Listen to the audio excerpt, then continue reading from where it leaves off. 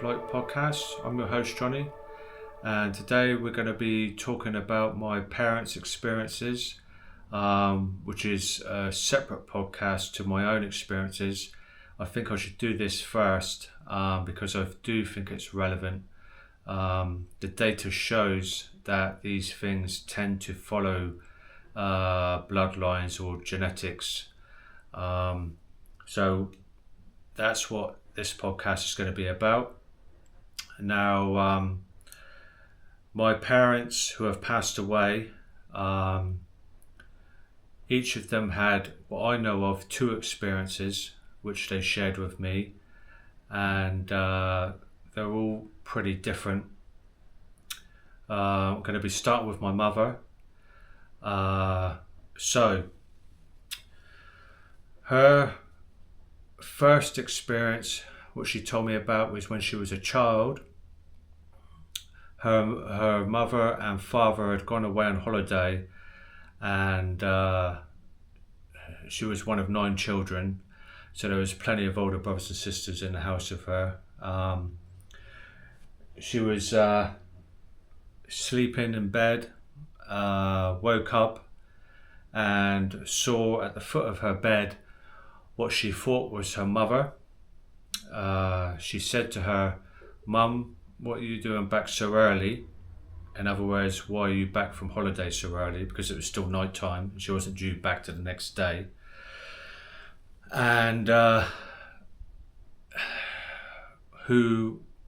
person at the foot of the bed, who she thought was her mother, just smiled at her and then said, "You can go back to sleep now, Margaret," which was my mother's name, obviously. So my mum went back to sleep, thinking, it was her mum. She'd come back early for some reason. She went back to sleep. The next day when she got up, she went down and saw her brothers and sisters, and she said, "Where's Mum and Dad?" And they said to her, "Oh, they're not back yet." And she said, "Yeah, but I saw Mum in the bedroom last night. She come and saw me." And they said, "No, she's not back. They're not back yet." Anyway, sometime later, because her grandmother had died before she was born. She died very young. She saw a picture of her, and she looked a lot like her mother. And she said, "Oh my God, that's who it was. It was her nan." It was a very vivid experience. It seemed real. It seemed like it was in reality, but it wasn't her mother. It was her grandmother, but her grandmother was dead. Very strange. My mother was extremely convinced by the whole experience. It was if to her it happened literally like an everyday experience. She spoke to her. She was there in 3D, not transparent, not ghost-like. It was as if it was a real person. Well, she thought it was her own mother. It's just that, what it's like, quite often, daughters and mothers look alike, and she mistook it for her own mother. So that's her first experience. Her second experience was a lot later in life. Unfortunately, her brother got diagnosed with leukemia, and she was the only match for bone marrow. So obviously, to try and save her brother's life, she went into hospital to donate bone marrow. Now, my mother already suffered with anemia and low blood pressure, which I should say because I think it's kind of relevant. So anyway, while she was given bone marrow in hospital, she had an experience where she saw like a screen, and behind the screen, very hazy like, was 3 humanoid beings, like people, but she couldn't quite make them out. and she was confused by this and was bewildered by it. And then the next minute she knew the nurse was saying to her, "Margaret, are you okay? We thought we lost you for a minute." And then my mother, came to the reality of the room in the hospital, and everything went back to normal, so to speak. So her blood pressure went extremely low, and dangerously low, and she had that experience. So that's my mother's experiences, 2 of them. My father had 2, which are different. I'll go on to the first, which is probably the scariest of all 4. When he was a child, he came from a very sort of like working class, rough background, and it wasn't unusual for kids to smoke, especially back in the 60s and 70s. It was not an unusual thing. So anyway, he was a child, and he used to like to sneak down after all his siblings had gone to bed and his mother and dad had gone to bed, and sneak downstairs and try and sneak a cigarette which had been left in the ashtray, light it up and have a puff and get a little nicotine buzz, and I suppose trying to escape from the reality of Belfast, which is where he grew up, which it wasn't pleasant in those days. So anyway, he had done this several times before. Obviously, it was a kind of thing he did. One night, he was doing this. He was waiting to hear his father go to bed so he could sneak down and do this thing, which he used to do, which was go downstairs and take a cigarette off the ashtray and light it up and get a nicotine buzz. And while he was waiting, the door opened up and a being came crawling in like a monkey into his bedroom.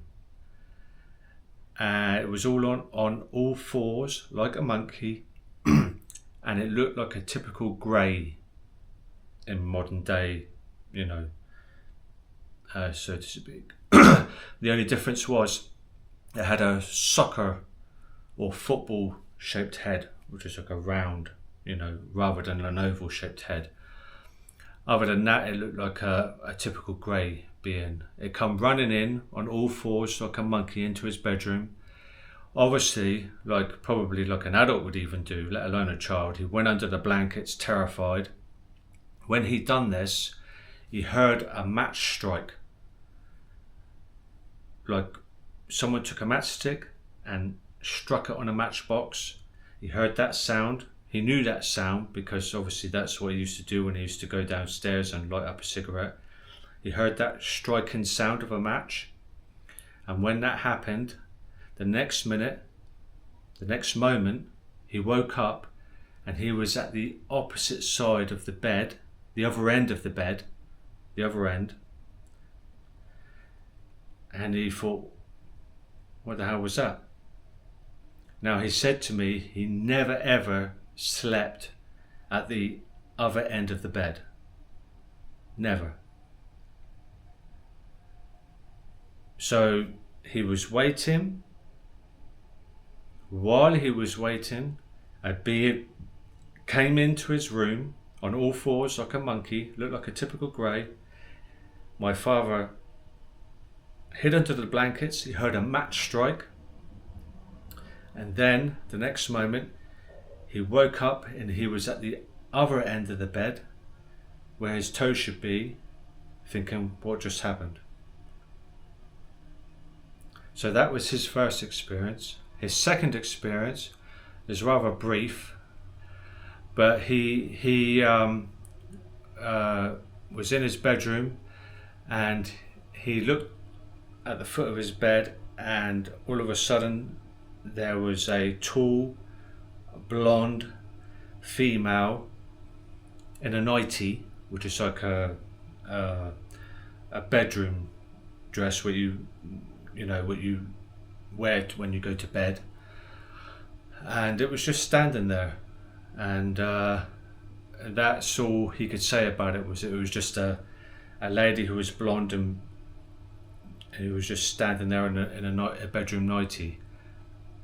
So that's my father's two experiences and my mother's two experiences. I think they're relevant, which is why I've recorded this as podcast number 2, rather than jumping straight into my story.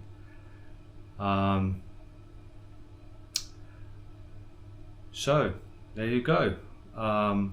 Thanks for listening, and I'll see you in podcast number 3, which will be my story, which will be very lengthy, maybe broken into 2, I don't know yet, because there's a lot of experiences and all kinds of different experiences. Now remember, if you have a story, whether it's a time slip, a ghost, a being of some kind you've seen, a crypto of some kind you've seen, a UAP you've seen, precognition of some kind, telepathy of some kind, this is all connected. This is all part of the puzzle.